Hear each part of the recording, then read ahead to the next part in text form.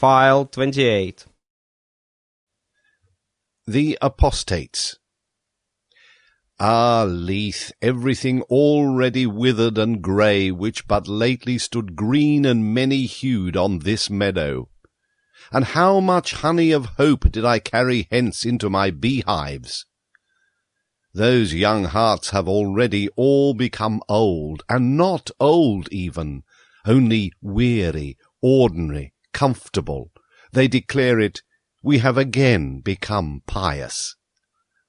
Of late did I see them run forth at early morn with valorous steps, but the feet of their knowledge became weary, and now do they malign even their morning valour. Verily, many of them once lifted their legs like the dancer, to them winked the laughter of my wisdom. Then did they bethink themselves. Just now have I seen them bent down to creep to the cross. Around light and liberty did they once flutter like gnats and young poets, a little older, a little colder, and already are they mystifiers and mumblers and mollycoddlers. Did perhaps their hearts despond, because lonesomeness had swallowed me like a whale? Did their ear perhaps hearken yearningly long for me in vain, and for my trumpet notes and herald calls? Ah, ever are there but few of those whose hearts have persistent courage and exuberance, and in such remaineth also the spirit patient. The rest, however, are cowardly. The rest.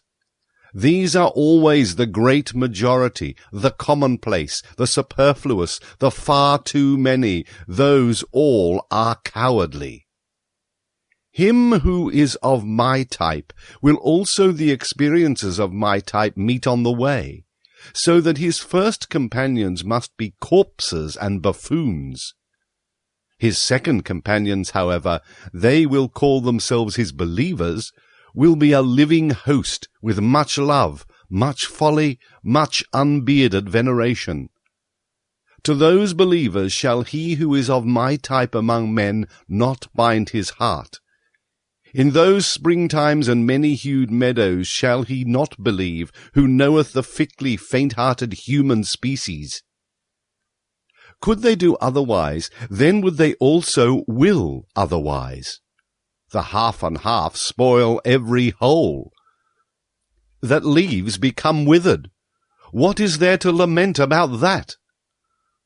Let them go and fall away, O Zarathustra, and do not lament. Better even to blow amongst them with rustling winds, blow amongst those leaves, O Zarathustra, that everything withered may run away from thee the faster. We have again become pious. So do those apostates confess, and some of them are still too pusillanimous thus to confess. Unto them I look into the eye. Before them I say it unto their face and unto the blush on their cheeks, ye are those who again pray. It is, however, a shame to pray, not for all, but for thee and me, and whoever hath his conscience in his head. For thee it is a shame to pray. Thou knowest it well. The faint-hearted devil in thee, which would fain fold its arms, and place its hands in its bosom, and take it easier, this faint-hearted devil persuadeth thee that there is a God. Thereby, however, dost thou belong to the light-dreading type, to whom light never permitteth repose. Now must thou daily thrust thy head deeper into obscurity and vapour. And verily, thou choosest the hour well, for just now do the nocturnal birds again fly abroad. The hour hath come for all light-dreading people, the vesper hour and leisure hour, when they do not take leisure. I hear it and smell it. It hath come, their hour for hunt and procession, not indeed for a wild hunt, but for a tame, lame, snuffling, soft treaders, soft prayers hunt. For a hunt after susceptible simpletons, all mousetraps for the heart have again been set, and whenever I lift a curtain, a night moth rusheth out of it. Did it perhaps squat there along with another night moth? For everywhere do I smell small concealed communities, and wherever there are closets there are new devotees therein, and the atmosphere of devotees. They sit for long evenings beside one another and say, "Let us again become like little children and say, 'Good God!' ruined in mouths and stomachs by the pious confectioners." Or they look for long evenings at a crafty lurking cross-spider that preacheth prudence to the spiders themselves, and teacheth that under crosses it is good for cobweb spinning. Or they sit all day at swamps with angle rods, and on that account think themselves profound. But whoever fisheth where there are no fish, I do not even call him superficial. Or they learn in godly gay style to play the harp with a hymn poet, who would fain harp himself into the heart of young girls, for he hath tired of old girls and their praises. Or they learn to shudder with a learned semi-madcap, who waiteth in darkened rooms for spirits to come to him, and the spirit runneth away entirely. Or they listen to an old roving howl and growl piper, who hath learned from the sad winds the sadness of sounds. Now pipeth he as the wind, and preacheth sadness in sad strains. And some of them have even become night watchmen. They know now how to blow horns, and go about at night and waken old things which have long fallen asleep. 5 words about old things did I hear yesternight at the garden wall. They came from such old, sorrowful, and night watchmen. For a father he careth not sufficiently for his children. Human fathers do this better. He is too old, he now careth no more for his children, answered the other night watchman. Hath he then children? No one can prove it unless he himself prove it. I have long wished that he would for once prove it thoroughly. Prove? As if he had ever proved anything? Proving is difficult to him. He layeth great stress on one's believing him. Aye, belief saveth him, belief in him. That is the way with old people. So it is with us also. Thus spoke to each other the 2 old night watchmen and light scarers, and tooted thereupon sorrowfully on their horns. So did it happen yesternight at the garden wall. To me, however, did the heart writhe with laughter, and was like to break. It knew not where to go, and sunk into the midriff. Verily, it will be my death yet, to choke with laughter when I see asses drunken, and hear night watchmen thus doubt about God. Hath the time not long since passed for all such doubts? Who may nowadays awaken such old slumbering, light-shunning things? With the old deities hath it long since come to an end, and verily a good joyful deity end had they. They did not begloom themselves to death. That do people fabricate.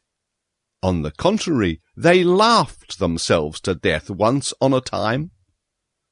That took place when the ungodliest utterance came from a god himself, the utterance, "There is but one God, thou shalt have no other gods before me."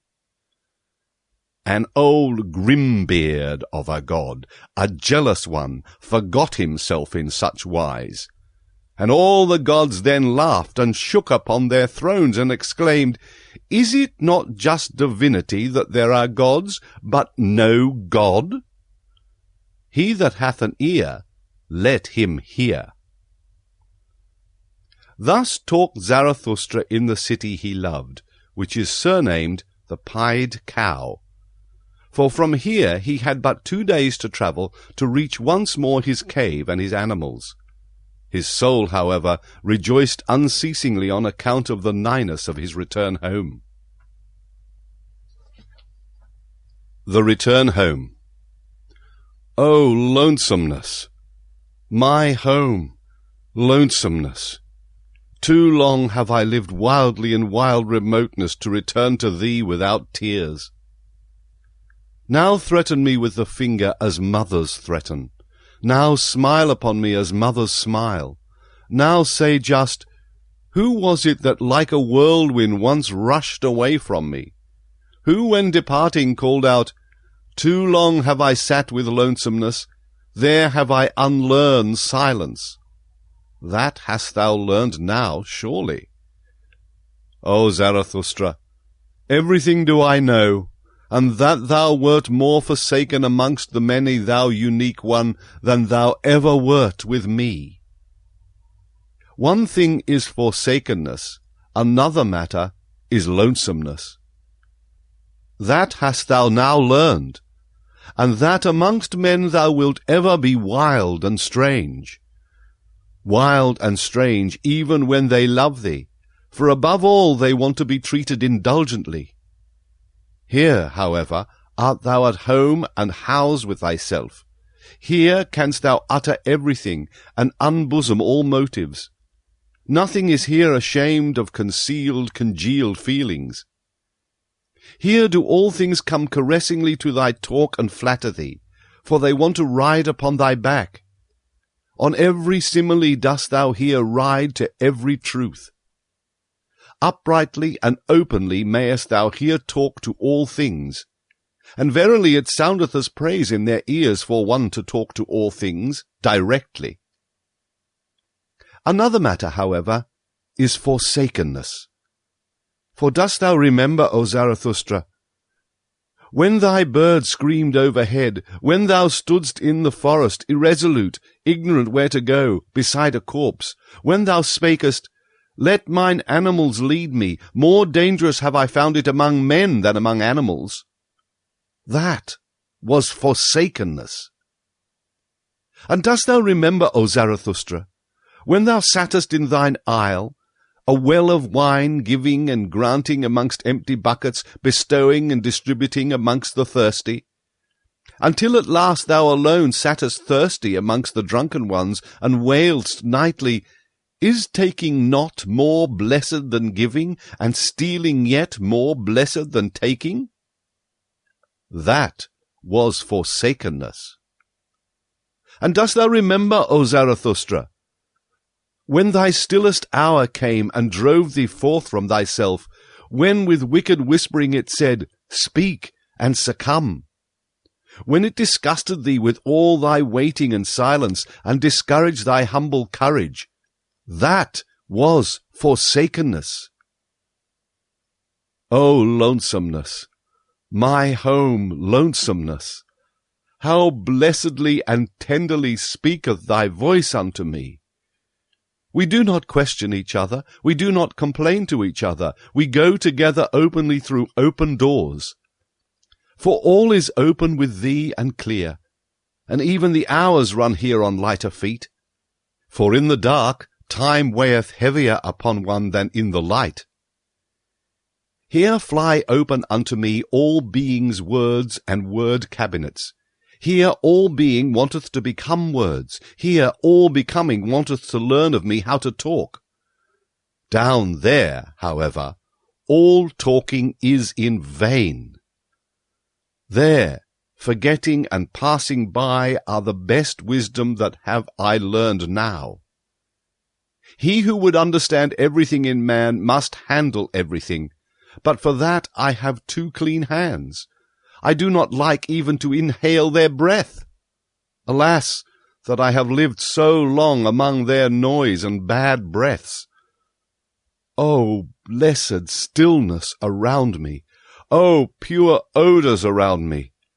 How from a deep breast this stillness fetcheth pure breath! How it hearkeneth this blessed stillness! But down there speaketh everything. There is everything misheard. If one announce one's wisdom with bells, the shopman in the marketplace will outjingle it with pennies. Everything among them talketh. No one knoweth any longer how to understand.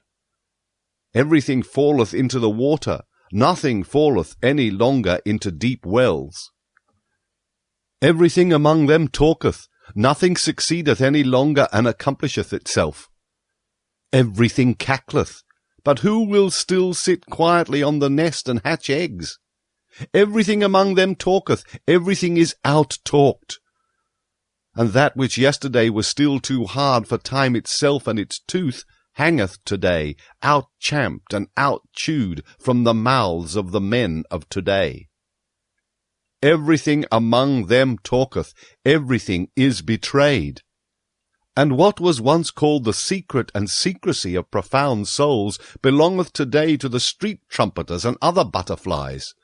O human hubbub, thou wonderful thing, thou noise in dark streets, now art thou again behind me, my greatest danger lieth behind me. In indulging and pitying lay ever my greatest danger, and all human hubbub wisheth to be indulged and tolerated.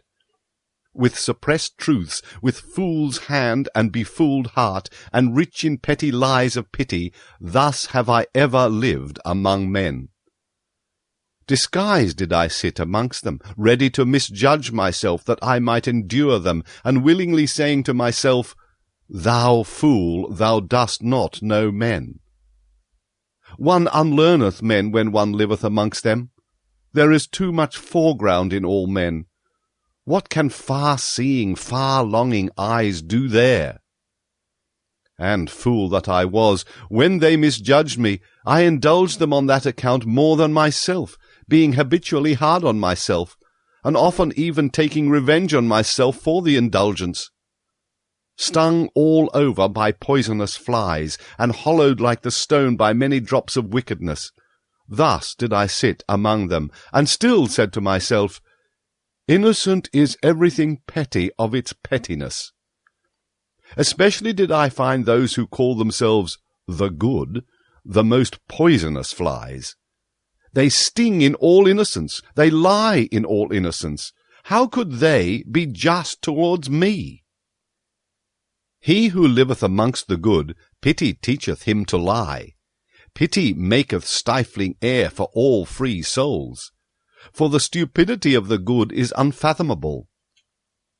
To conceal myself and my riches, that did I learn down there. For every one did I still find poor in spirit. It was the lie of my pity that I knew in every one. That I saw and scented in every one, what was enough of spirit for him, and what was too much. They're stiff, wise men. I call them wise, not stiff. Thus did I learn to slur over words. The grave diggers dig for themselves diseases. Under old rubbish rest bad vapours. One should not stir up the marsh, one should live on mountains. With blessed nostrils do I again breathe mountain freedom. Freed at last is my nose from the smell of all human hubbub. With sharp breezes tickled, as with sparkling wine, sneezeth my soul, sneezeth and shouteth self-congratulatingly, Health to thee! Thus spoke Zarathustra.